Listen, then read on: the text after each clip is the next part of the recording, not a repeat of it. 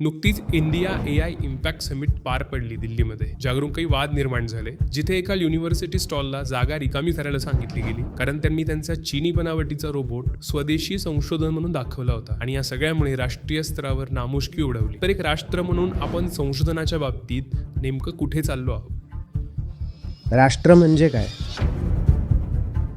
लोक हेच राष्ट्र आहेत. आपल्याला खेळणे आवडतात. ट्विंकल ट्विंकल लिटल स्टार, जगमगाट नुसता. आणि संबंधित संस्थेला सुद्धा तेच करायचं होतं, शेजाऱ्यांवर प्रभाव पाडणं. पण शेजाऱ्यांनी त्यांचं पितळ उघडं पाडलं. ते म्हणाले, हा कुत्रा आमचा आहे. तुमच्या आजूबाजूच्या व्यक्तींकडे बघा. आपण दुसरं काय करायचा प्रयत्न करतो? माझ्या बंटीला एका इंजिनिअरिंग कॉलेजमध्ये प्रवेश मिळाला पाहिजे, कारण सुरत भावांनी ते जमवून आणलंय. भारतातील लग्नाचा उद्योग शिक्षणाच्या उद्योगापेक्षा मोठा आहे. तुम्ही काय करण्याचा प्रयत्न करता? इम्प्रेस. बनावट PhD, जेणेकरून नावापुरते डॉक्टर लावता येईल. इम्प्रेस. आपण जे काही करतो त्यातील बहुतेक भाग अस्सलतेपेक्षा दिखाऊपणाबद्दल आहे. ज्या संस्कृतीत लोक नेहमी एकमेकांकडे मान्यता मिळवण्यासाठी बघत असतात, तिथे कधीही अस्सल व्यक्ती निर्माण होऊ शकत नाही.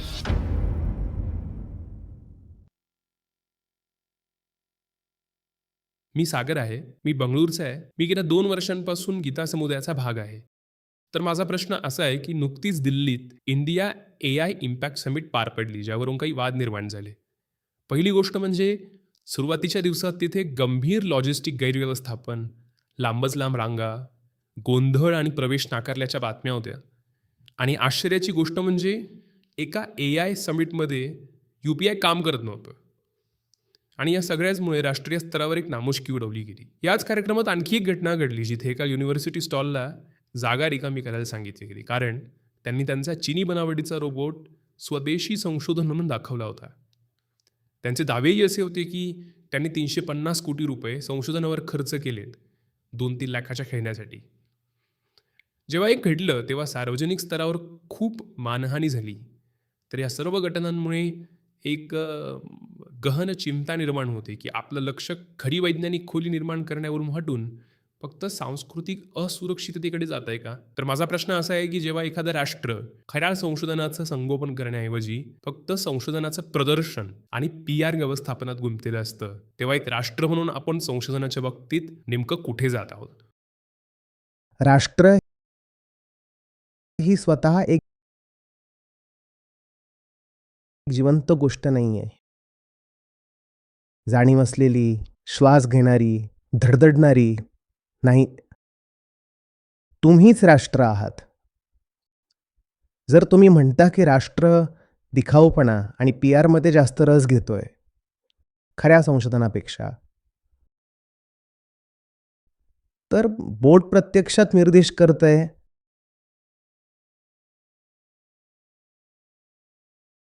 तुमच्याकडेच. राष्ट्र म्हणजे काय? झाडे, रस्ते, टेकड्या, नद्या. लोक हेच राष्ट्र आहेत, बरोबर ना? सामूहिक मानसिकता. हं. लोक. ज्याप्रमाणे प्रत्येक व्यक्ती दिखाऊपणात रस घेतोय, काहीतरी ठोस असण्यापेक्षा, तेच समिट किंवा इतर प्रसंगी दिसून येतं.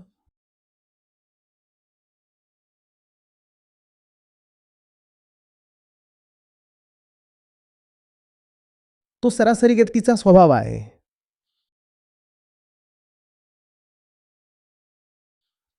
हे बघा माझ्याकडे काय आहे, हे बघा माझ्याकडे काय आहे.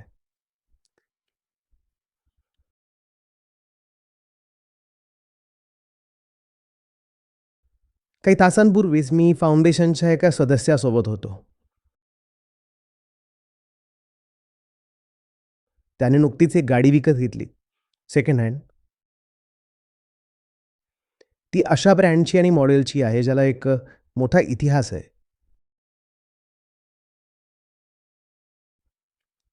ते मॉडेल किमान 70-80 वर्षांपासून अस्तित्वात आहे.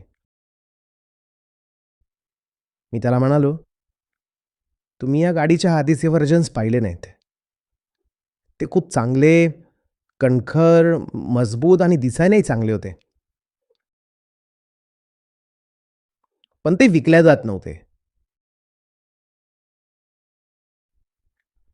ती एक परदेशी कंपनी आहे. म्हणून त्यांनी मॉडेलचं भारतीयकरण केलं. त्यांनी कसं भारतीयकरण केलं? आता ते बाहेरून चकाकणारं आहे आणि आतून स्वस्त आहे आणि आता ते विकलं जातं. अगदी त्यांनी गाडीचे डायमेन्शन्सही कमी केले. वजन कमी केलं.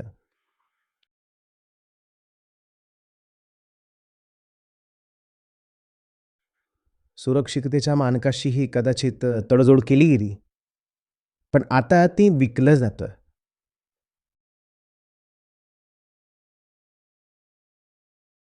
आणि माझा त्या मूळ मॉडेलचा अनुभव होता, जे 25 वर्षापूर्वीचं होतं.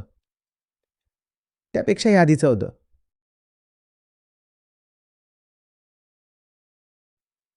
त्यामुळे मला माहिती आहे, की ते कसं होतं आणि आत्ताचं कसं आहे. अशी साधारण अपेक्षा असते, की 25 वर्षाच्या प्रगतीनंतर उत्पादनात खरं तर सुधारणा होईल. सुधारणा होण्याऐवजी उत्पादनाशी जाणून-बुजून तडजोड केली गेली आणि आता ते विकलं जातंय.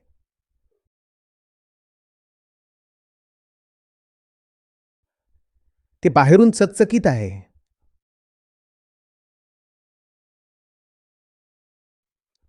झगपक दिवे चांगले दिसतात. आपल्याला खेळणी आवडतात.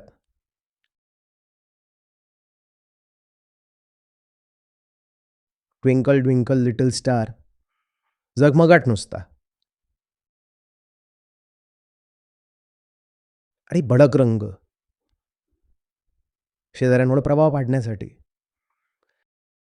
आणि संबंधित संस्थेला सुद्धा तेच करायचं होतं. शेजाऱ्यांवर प्रभाव पाडायचं होतं. पण शेजाऱ्याने त्यांचं पितळ उघडं पाडलं. ते म्हणाले, "हा कुत्रा आमचा आहे."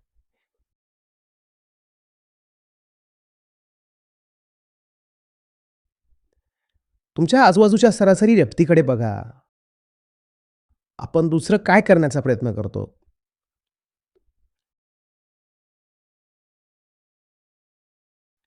माझ्या बंटीला एखाद्या कॉलेजमध्ये, इंजिनिअरिंग कॉलेजमध्ये प्रवेश मिळाला पाहिजे.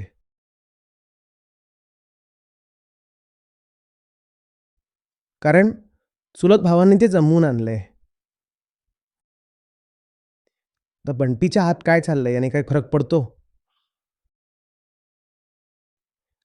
आंतरिक गोष्टीला काही किंमत उरली आहे का?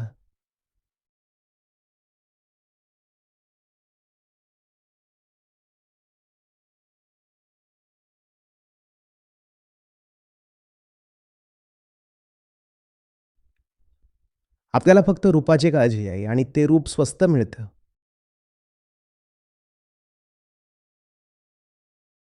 आपण स्वस्तपणाची निवड केलेली दिसते.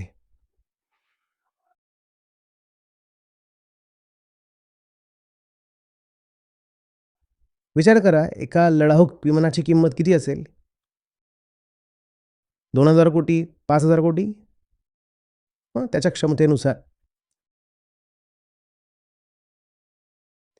आणि त्याच विमानाची फक्त रिकामी प्रतिकृती कितीला पडेल? काहीच नाही.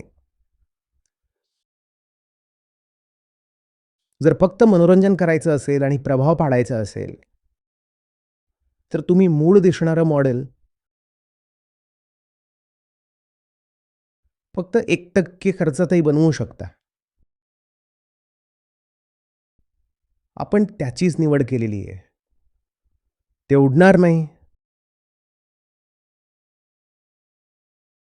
ते बॉम्ब टाकणार नाही. पण प्रभाव पाडेल. भारतातील लग्नाचा उद्योग शिक्षणाच्या उद्योगापेक्षा मोठा आहे. तुम्ही काय करण्याचा प्रयत्न करतात? इम्प्रेस? छोट्या शहरात जा. ग्रंथालयं नाही आहेत, पण डझनभर बँक्वेट हॉल आहेत. तुम्ही काय करण्याचा प्रयत्न करत आहात? इम्प्रेस.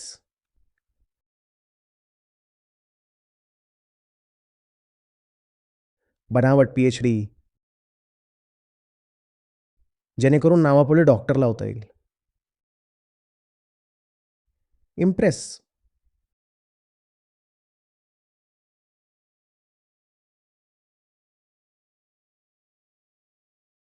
आपण जे काही करतो त्यातील बहुतेक भाग अस्सलतेपेक्षा दिखाऊपणाबद्दल आहे.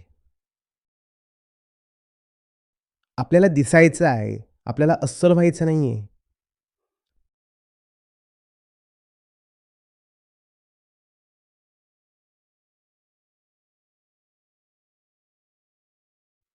राष्ट्राला दोष देऊ नका. हे आपल्याबद्दल आहे, नागरिकांबद्दल.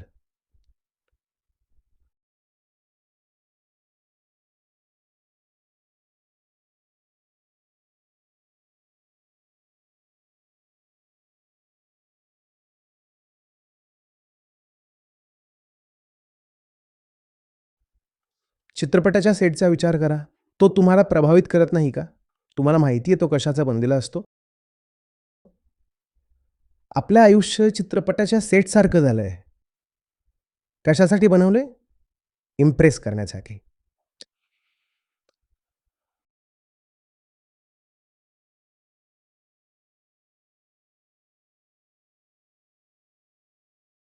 आपल्याला भारताचं दरडोई उत्पन्न माहिती आहे.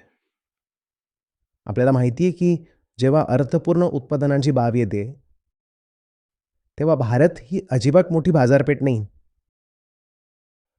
पण जेव्हा रील्स आणि Instagramचा विचार येतो, तेव्हा भारत ही खूप मोठी बाजारपेठ आहे. कदाचित सर्वात मोठी.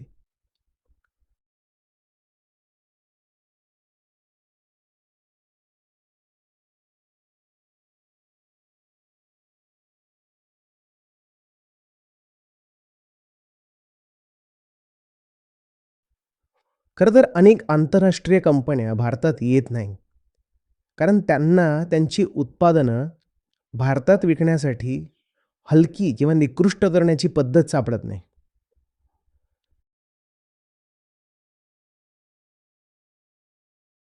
आणि जेव्हा ते काहीतरी दर्जेदार, ठोस आणि अस्सल घेऊन येतात,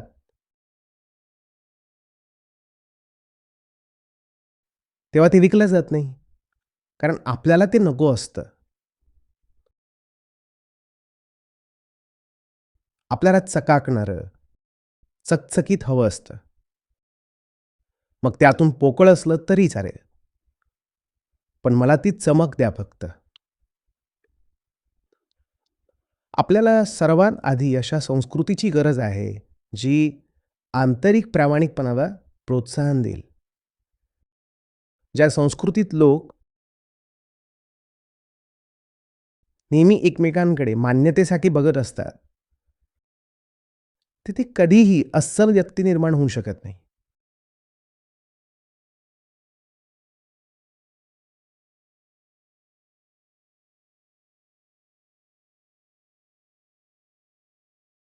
आपल्याला अशा संस्कृतीची गरज आहे,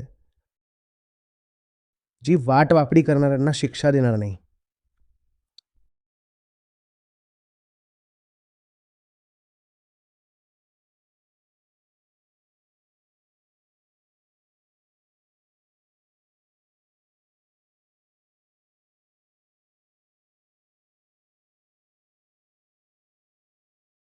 जेव्हा संपूर्ण गोष्ट आंतरिक पोकळीबद्दल असते, तेव्हा वेगळ्या वाटेने जाणे महत्त्वाचे असते, नाही का?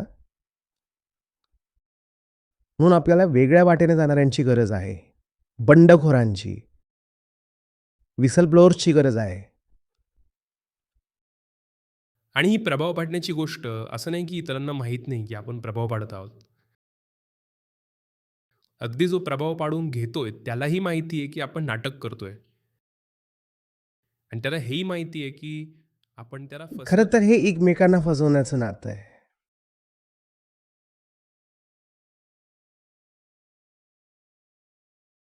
तुम्ही पोकळ आहात, मी पोकळ आहे आणि आपल्या पोकळपणाचा आपण आवाज घुमवतो.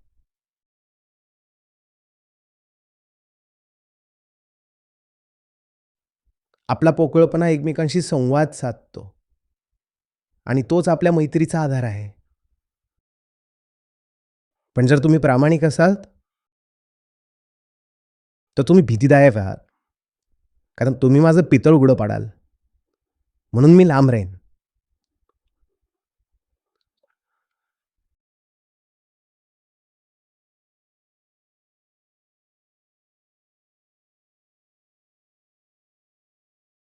खरं तर आपल्याला स्वीट लाईफचा कंटाळा आलेला नाहीये.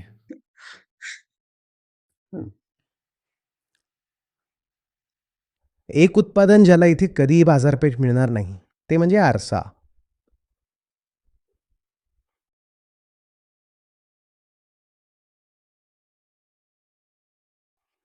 आणि असं एक उत्पादन ज्याला मोठी बाजारपेठ मिळेल, ते म्हणजे रंग.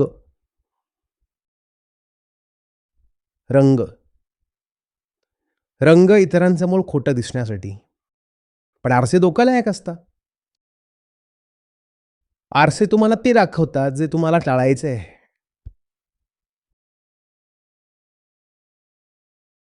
आरसे तुम्ही खरोखर कोण आहात, हे उघडं पाडतात.